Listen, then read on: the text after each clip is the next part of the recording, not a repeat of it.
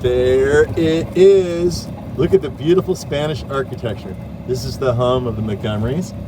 And obviously it's pretty much only landscaping here are cycads and palms. I really don't see anything else. Cycads, palms, and peacocks. Spanish architecture is just the best. Hey, let's stop and go in. So not only do they have a really beautiful light fixture out front, look at that front door. All you really need in life as a palm collector is a beautiful custom metal front door. Touching history here, can you imagine like how excited they were to finally get this up back in 1933? And then a year later, Mr. Montgomery married his girl, Eleanor, added her name to it. So now let's go inside and see what it's like. There's the man, the myth, the legend, Mr. Robert Montgomery, who we can thank for having this beautiful property. He was obviously an avid palm collector, and I can totally understand that. Now, he actually gave away the land for the Fairchild Tropical Botanical Garden next door and gave the recognition of David Fairchild for the naming of the property. So we want to thank him for that. Now, when he passed away, his wife, Nell, who I'm sure also was a palm lover, she took over the gardens and lived here for quite a while. And in 1993, when she passed away, she made this a nonprofit botanical center and preserved it forever. And we want to thank her for that. And here's where they lived inside the house, and pretty much everything was left as it was back in the day. You can see the beautiful long views out back. And look at that view. Can you imagine? It goes on forever. This is all their property. And yeah, so look at this. There's personal accolades from Mr. Montgomery. And you know, his desk looks just like my desk. Just a beautiful property. And here is actually the property itself, somewhere on the property. So this is not really a house tour, so let's go out and have some fun. I know it looks like 3. It's kind of 3, it's kind of 1, it's kind of both. Have you ever seen those horror films of like the two-headed man? You know, it can really be sort of disturbing, but in this case it's really disturbing in a beautiful way. You've got a giant triple-headed hyaphorby here. And the way this occurs is that you'll get some kind of crazy damage or stress at the growing apex point on the tree from either like a lightning strike, fungus, freeze damage, some kind of stress, and it'll basically cause the palm to go multiple trunked. It's very rare, but you do see it, and I think just about any palm could do it. I haven't seen it in all palms, but I've seen it more so in some palms. Livistona palms tend to get it more.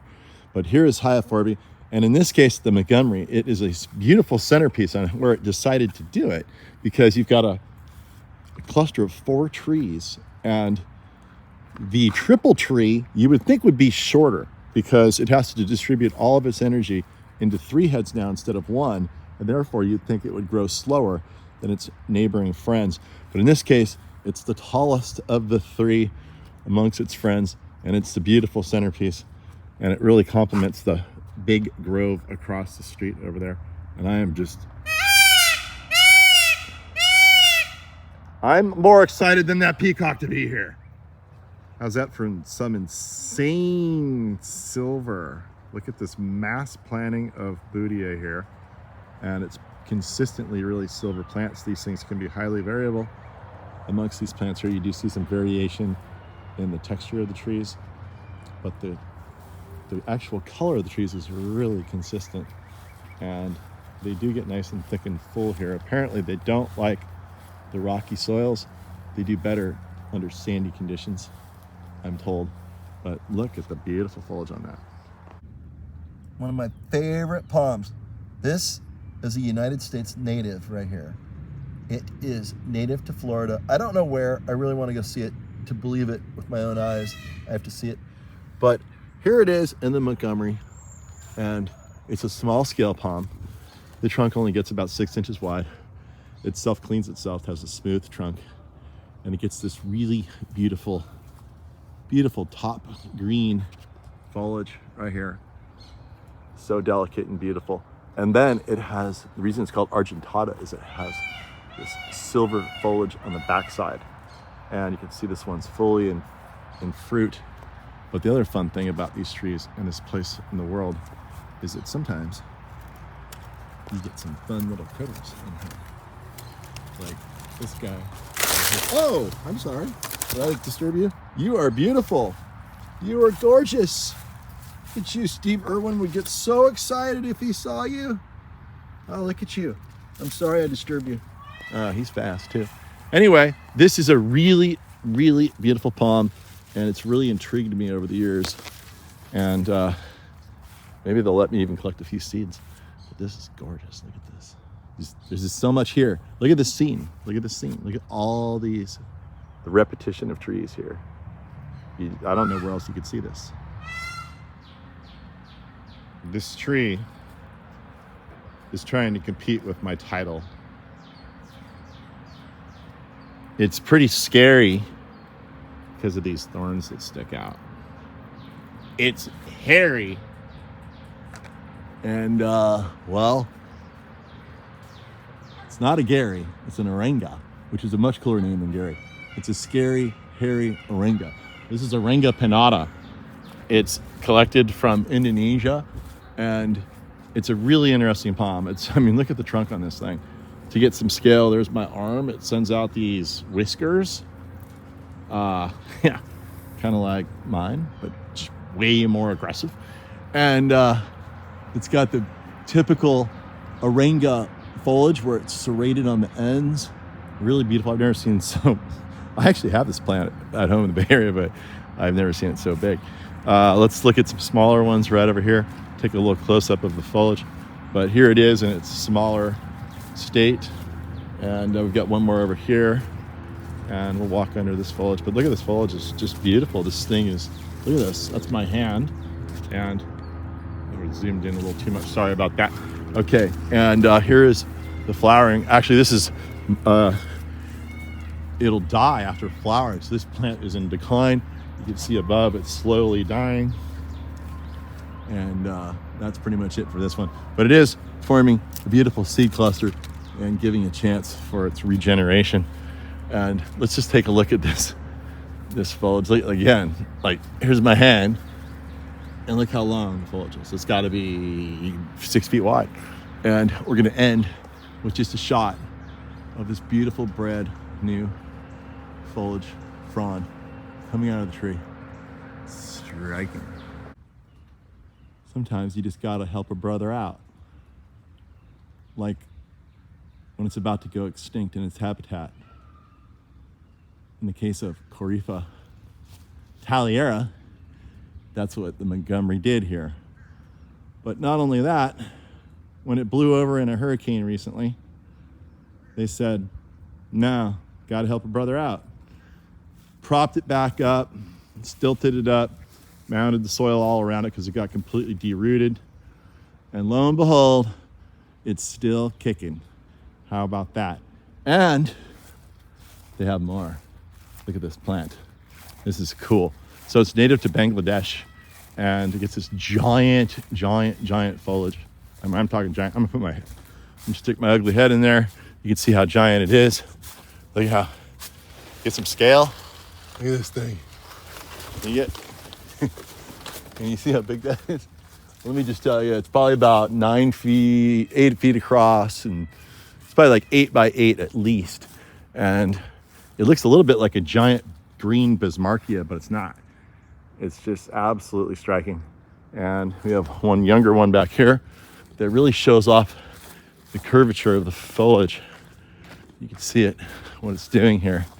What a beautiful painting this would make with this shape. Look at this. Let's get a close-up on that curvature. There. Remember, gotta help a brother out sometimes. Okay, here is one of my favorite palms that we really can't grow well in California. This is pseudo phoenix. What does pseudo mean? It means fake. What does phoenix mean? It means like a phoenix, like a canary palm kind of thing. But so it does look a little bit like a phoenix, I guess. I don't really think so, truthfully. But it gets this beautiful white crown shaft, which is so pretty. And it's another United States native. It's native to Florida, and it's so exotic looking. I think it's so cool how our continent is connected to this big piece of land that protrudes all the way directly south and protrudes right into the tropics. And you basically can drive from, you know, frigid cold climates straight down, and next thing you know, you're in the tropics. I mean, how cool of a, we're really bequeathed with a really beneficial geography and landforms. So anyway, so this is what it looks like when it gets a little bigger. It's just a really interesting palm with alternating foliage. Doesn't get too big. It's really fantastic.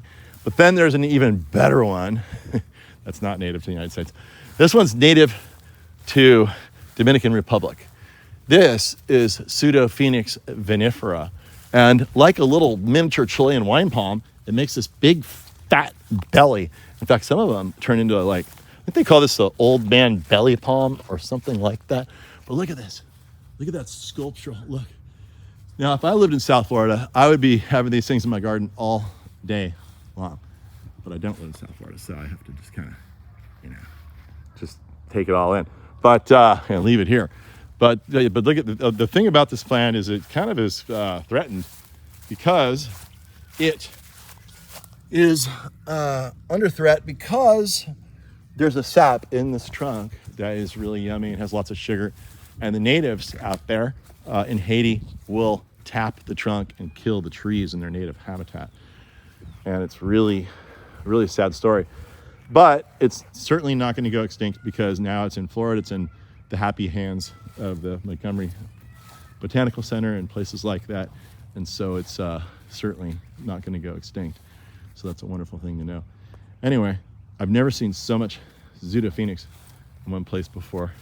But yeah, there you go. Pseudophoenix. I used to have a lawn.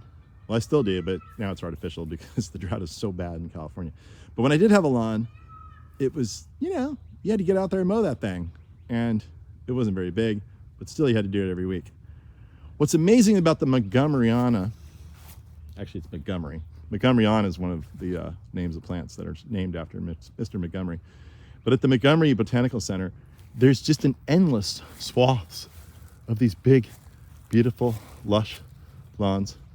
And they're meticulously mowed.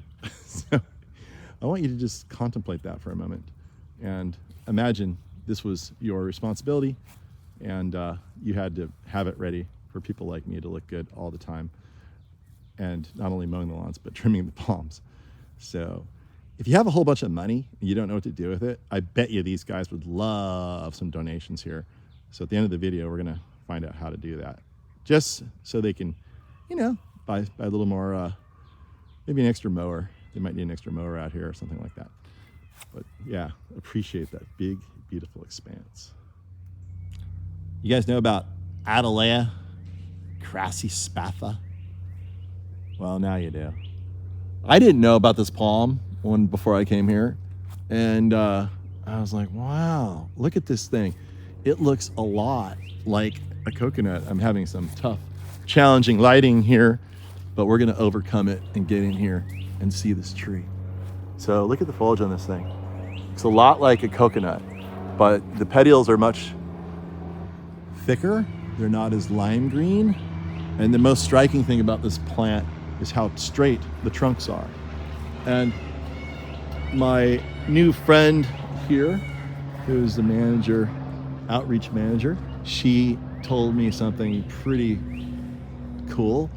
And she said, yeah, it's almost like if you took a coconut and hybridized it with a royal palm.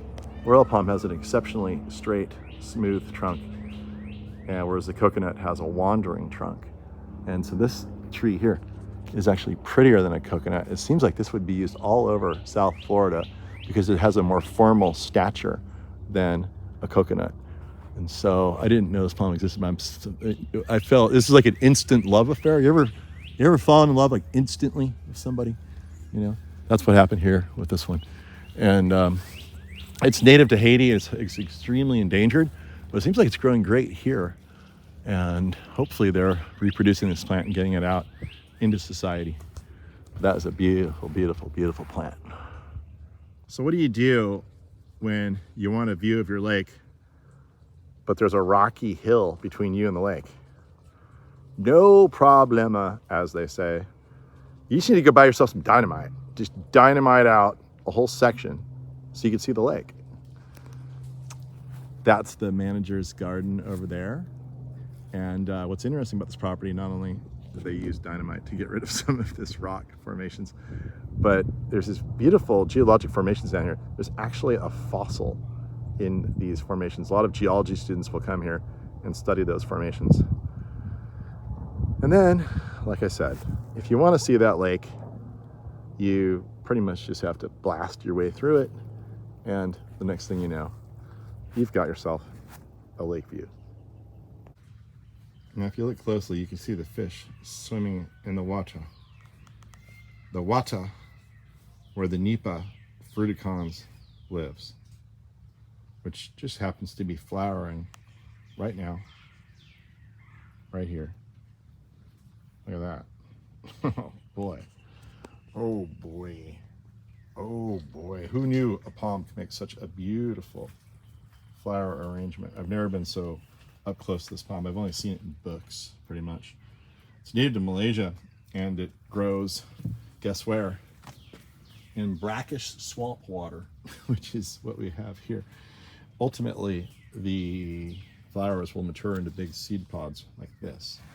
This is what Nipa looks like in its native form. Just a massive grove of beautiful green foliage. And now I'm gonna walk out of here, hopefully not fall into the swamp, and show you what it looks like from afar. It's a really gorgeous palm. Never really gets a trunk. It just kind of spreads around. And like I said, just loves to live in the swamp. It's a swamp creature. And we'll end right here. This beautiful lighting coming through it. Nipa fruticans. You're either a fruitican or a fruticant. This is a fruitican. It can grow in the swamp.